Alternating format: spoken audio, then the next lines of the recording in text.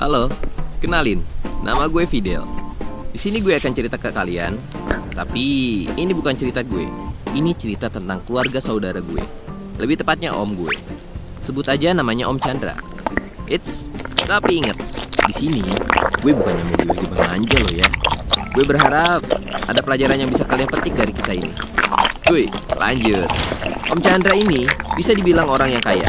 Bisnisnya di dunia properti cukup menjanjikan. Meskipun Om Chandra merupakan seorang pendatang alias perantau, dia memiliki banyak tanah di Jakarta. Luar biasa. FYI, Om Chandra udah nikah 3 kali. Istri yang pertama udah meninggal, terus dia nikah lagi. Habis itu sama istri yang kedua, mereka bercerai.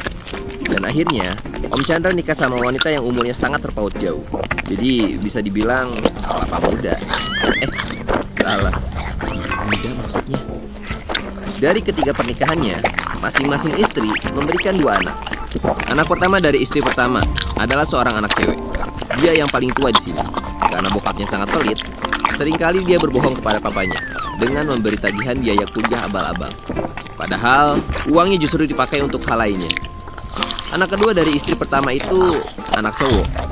Dia yang paling diandalkan dan dipercaya buat nemenin bokapnya. Anak ketiga cowok lagi. Keempat cewek, kelima sama keenam cowok dua-duanya. Dan masih kecil. Walaupun Om Chandra ini kaya, dia tipikal orang yang pelit. Dia tuh gak akan ngeluarin uang, bahkan untuk kepentingannya sendiri. Ya, mungkin karena dulunya dia terlahir dari keluarga yang serba susah. Hingga suatu hari, Om Chandra jatuh. Ditambah lagi faktor usia membuat penyakit yang dia derita menjadi jauh lebih parah. Seharusnya dengan kemampuan ekonomi dan banyaknya harta, hal ini bukanlah suatu masalah. Bahkan, dia seharusnya bisa mendapatkan pelayanan dan fasilitas yang bagus. Tapi Om Chandra lebih memilih tidak menggunakannya. Semaksimal mungkin, dia berusaha super irit. Sampai suatu ketika, Om Chandra diharuskan untuk cuci darah saat itu juga. Tapi naas, alat cuci darahnya nggak berfungsi dengan normal. Sehingga Om Chandra dinyatakan meninggal dunia. Jujur, gue secara pribadi, waktu dengar kabar ini juga kaget. Dan pastinya ini jadi pukulan yang berat buat keluarganya. Kepergian Om Chandra menyisakan rasa perih di hati ke-6 anaknya. Awalnya mereka tampak akur dan baik-baik aja. Gak ada satupun yang meributkan soal harta warisan. Tapi lambat laun, sifat egois mereka mulai muncul. Ditambah lagi istri ketiga almarhum Om Chandra mulai bermanuver. Seminggu setelah meninggalnya Om Chandra, anak pertama dari istri pertama juga mulai menuntut haknya. Karena dia merasa yang paling tua. Dia merasa dialah yang paling berhak mendapatkan warisan paling banyak. Akhirnya terjadi gesekan yang cukup intens antara anak kedua dengan istri muda Om Chandra. Singkat cerita, hubungan ke-6 anak Om Chandra mulai merenggang dan kurang baik. Satu hal yang gue tahu dari kisah mereka, ke-6 anak Om Chandra nggak pernah dibekali dengan pendidikan yang cukup. Pendidikan di sini bukanlah pendidikan formal, melainkan pendidikan nilai hidup dan aspek-aspek tentang how to survive dalam menyikapi hidup ini. Selama ini ke-6 anak Om Chandra terlalu banyak dimanja dalam zona nyamannya. Mereka terlalu banyak disuapi. Sampai-sampai mereka lupa semua ini milik bokapnya.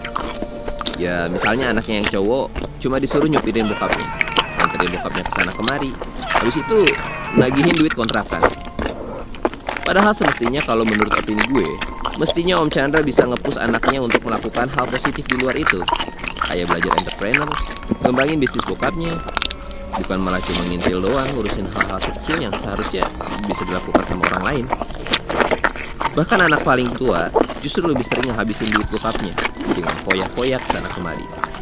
Jadi secara gak langsung, anak-anak Om Chandra cuma jadi pesuruh orang tua yang terlanjur nyaman dengan kehidupannya. Dan rata-rata dari mereka tipikal orang yang takut sama Om Chandra. Kenapa? Mereka semua takut kehilangan sosok yang bisa dijadikan pegangan dalam hidup. Mereka semua sudah terlalu bergantung pada bokapnya. Jadi sebisa mungkin mereka gak mau kehilangan uang jajan dari bokapnya. Hal inilah yang membuat ke-6 anaknya gak bisa hidup dengan mandiri setelah kepergian Om Chandra. Pelan-pelan tanah warisan bokapnya mereka jual satu-satu sampai nyaris habis. Berhubung anak paling tua gak punya pekerjaan tetap, dia cenderung ngehabisin duit peninggalan Om Chandra. Alih-alih menggunakannya untuk hal yang lebih baik, anak pertama Om Chandra justru memanfaatkan keadaan adik-adiknya yang masih kecil dan polos dengan mendominasi hasil penjualan tanah warisan bokapnya. Nyokap gue sempat cerita kalau Om Chandra pernah amanahin ke anak-anaknya buat ngebangun masjid di tanah yang udah disiapin misal beliau udah meninggal. Bukannya dijalanin tuh amanah, anak mereka justru mau kalipong buat jualan tanah bokapnya. Dan hasil penjualannya mereka bagi. Sisanya mereka buat bangun masjid tapi di kampung. Padahal Om Chandra amanahinya di tanah yang mereka jual. Seringkali dia bertengkar dengan adiknya yang cowok dan istri muda bokap. Hidup mereka dipenuhi dengan perselisihan. Setahun setelah kepergian Om Chandra, istri mudanya pindah keluar kota dan menikahi mantan pacarnya dengan membawa beberapa harta warisan Om Chandra. Lantas, apa kabar yang lain? Kabar terakhir yang gue tahu, anak pertama udah nikah sama suami burenya dan tinggal di luar negeri.